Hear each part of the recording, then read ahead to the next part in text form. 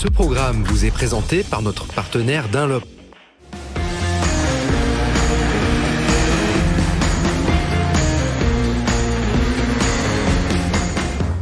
La XSR 900 arrive en 2022 avec une refonte stylistique profonde. C'est la dernière Yamaha à bénéficier de la plateforme CP3. C'est en gros une MT dédiée à faire tourner les têtes.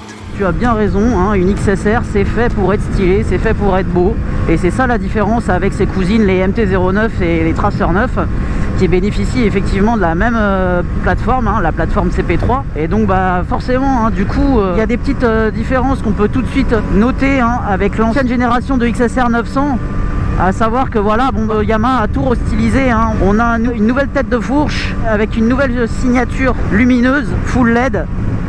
Et puis après voilà, c'est d'autres petits détails qui font que la moto adhère au concept vintage néo-rétro. Par exemple, là on a des petits rétroviseurs en embout de guidon qui sont ma foi assez stylés et surtout assez pratiques, hein. Et puis alors ce qui est marrant, c'est qu'en termes de look, en fait cette moto c'est un peu un melting pot de plusieurs motos rassemblées en une seule et même moto. On a le moteur de la MT-09, on a le châssis de la MT-09, on a cette selle, en fait c'est une selle qui est empruntée aux dernières générations de XJR 1300, tout comme le feu arrière. Et puis il y a le réservoir aussi, le réservoir qui est vraiment super joli, hein, ce bleu électrique, moi j'adore, je suis super fan. Mais je sais pas si vous l'aurez noté, il a de fortes ressemblances avec le réservoir d'une certaine diversion. Mais bon, après voilà, ça reste quand même une Yamaha. Et il y a quand même des aspects assez perfectibles en termes de finition et de look. On a toujours un câblage assez perfectible. Et puis des petites pièces plastiques qui font un peu cheap.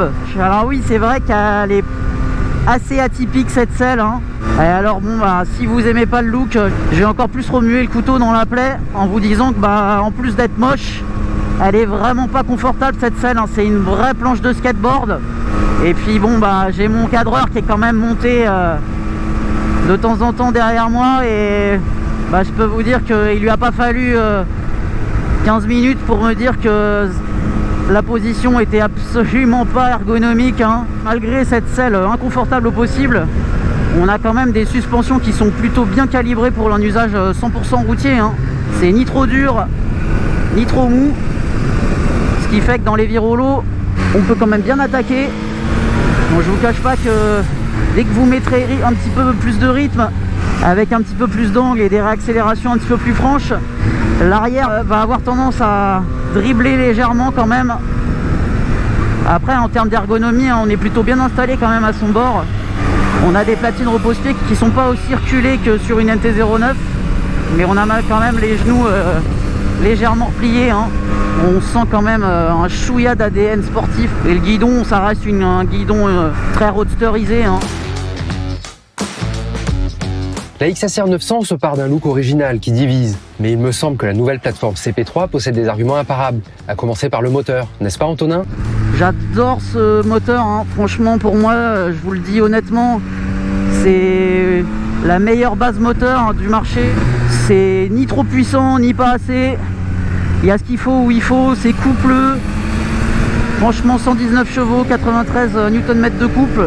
Il a toujours ce petit pop au passage des rapports qui est quand même assez satisfaisant. Passage des rapports qui est bien évidemment facilité avec ce quick shifter qui est réglé aux petits oignons, hein. Que ce soit à la montée comme à la descente, ça passe comme dans du beurre. Puis on est certes sur un 3 cylindres, mais on a quand même aussi une boîte qui est super bien étagée, hein.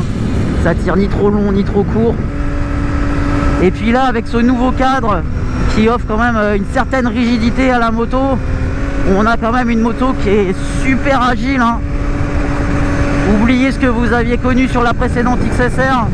On a vraiment une moto qui est joueuse, qui est saine. Yamaha là vraiment a choisi une bonne base de pneumatiques sur l'ensemble de sa gamme Roadster, à savoir les Bridgestone S22. Ils offrent un bon feeling en toutes circonstances, hein, ces pneus. Vous voyez, on est sur des routes quand même assez bosselées. Et pour parfaire tout ça, on a un freinage aux petits oignons. Là franchement, au niveau du levier de frein avant, on a une super préhension, j'ai un super bon feeling. J'ai vraiment une bonne remontée d'informations au niveau de mon train avant. Je peux freiner de manière super coolée, comme je peux freiner aussi de manière super agressive. Bon, après à l'arrière il y a du mordant, mais toujours il y a cet ABS qui vient parasiter vos phases de freinage. Bon, par contre là au niveau des commandes à bord, on retrouve exactement les mêmes commodos que sur la Tracer 900 GT par exemple, ou même la MT-09 SP. On a ce petit tableau de bord assez épuré qui est pareil là aussi issu de la nouvelle base MT-09 hein. Il y a tout ce qu'il faut où il faut, c'est super lisible. Et puis au niveau de l'électronique embarquée, ça reste techno mais simple, 4 maps. Et je vous cache pas que moi je suis resté sur la une, elle reste globalement archi dosable hein.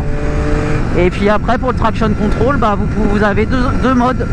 Ce qui est plutôt pas mal, c'est que quand elles sont activées au maximum, on sent que ça travaille, mais c'est pas pour autant castrateur.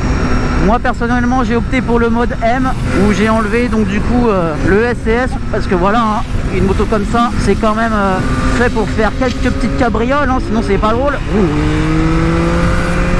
Voilà. Et après en termes d'utilisation, honnêtement c'est une moto qui est un peu entre deux tableaux hein. C'est-à-dire que là où elle va vraiment être le plus fun, ça va être sur le réseau secondaire, sur les petites routes sinueuses, partie cycle rigoureuse, avec un moteur qui répond présent à tous les régimes. Après vous pourriez faire du grand axe hein. Franchement bah, elle en serait capable, elle a des bonnes suspensions, un bon moteur, mais bon voilà, après le confort de la selle va vite vous rappeler à l'ordre. Et puis bon, on a quand même un réservoir de 14 litres. Heureusement qu'on a une consommation qui est quand même assez raisonnable. En utilisation routière sur les grands axes, en tout cas, là, il y a une petite chose que j'ai notée. C'est que quand on se cale à 130, à 5000, 5500 tours, on a tendance à ressentir quand même quelques vibrations au niveau des repose-pieds. Ça, c'est assez perfectible. Et puis après, sur les parties urbaines, le seul petit élément qui sera perfectible, ce sera son rayon de braquage hein. C'est une moto qui braque pas beaucoup quand même. Bon voilà Adrien, je te laisse conclure sur le prix. Mais honnêtement 11 000 balles, moi ça me paraît pas volé au vu des prestations de la moto. Après voilà hein, c'est toujours l'esthétique qui va diviser. C'est vrai qu'à précisément 10 999 €, Yamaha a l'art et la manière de placer ses motos face à la concurrence. Car sur le segment des motos néo-rétro à l'ADN sportif, il n'y a pas beaucoup de concurrentes à tarifs similaires. La Z900 RS, presque aussi sportive, ferait office de concurrente directe, mais son tarif de 12 649 € reste plus élevé que celui de la XSR. On peut aussi trouver des rivales européennes comme la Trion Speed Twin, affichée à 13 300 €, mais nettement moins rigoureuse.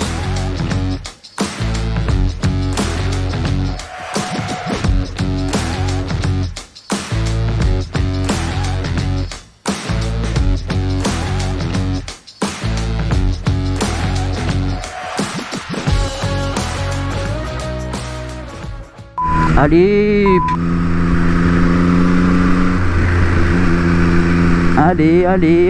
allez. Putain, mais pourquoi je dis un à chaque fois?